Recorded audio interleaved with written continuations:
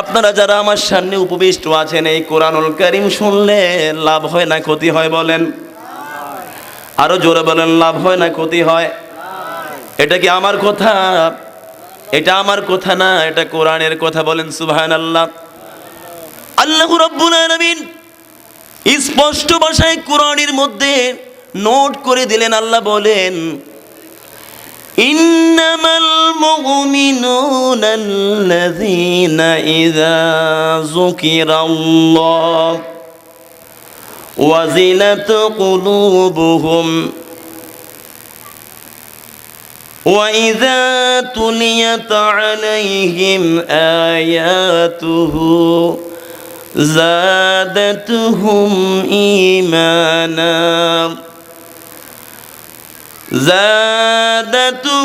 إيمانا وعلى ربهم يتوكلون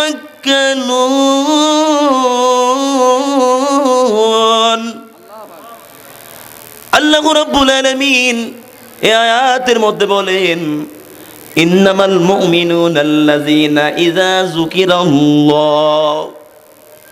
মুমিনের সামনে যখন আল্লাহর কথা যখন মুমিনের সামনে আলোচনা করা হয়,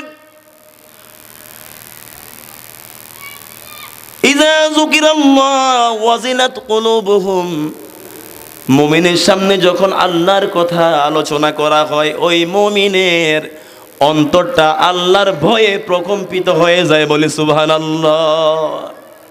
আল্লাহর কথা যখন মুমিনের সামনে কি করা হয়, তখন মুমিনের অন্তর প্রকম্পিত হয়ে যায় আল্লাহর ভয়ে। সুবহানাল্লাহ বলেন না? কোরআন শরীফে হাদিস শরীফের আলোচনা করে রাত দিন করলেও কোনো শেষ হবে বলেন? আমি একটা কথাও কোরআন ও হাদিসের বাইরে বলবো না, কোনো কাহিনী বলার সময় এখানে নেই, কারণ মাহফিল হচ্ছে একটা ক্লাসের মতো, ঠিক কিনা বলেন না?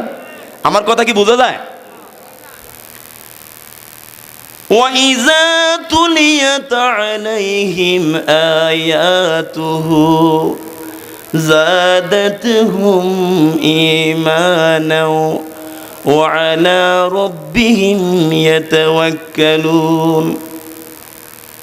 মুমিনের সামনে যখন কোরআনুল কারীম থেকে তেলাওয়াত করা হয়, ওই মুমিনের ঈমান আগে যা ছিল আরো বহু গুণে এই মুমিনের ঈমান আরো বৃদ্ধি পেয়ে যায়। বলে সুবহানাল্লাহ।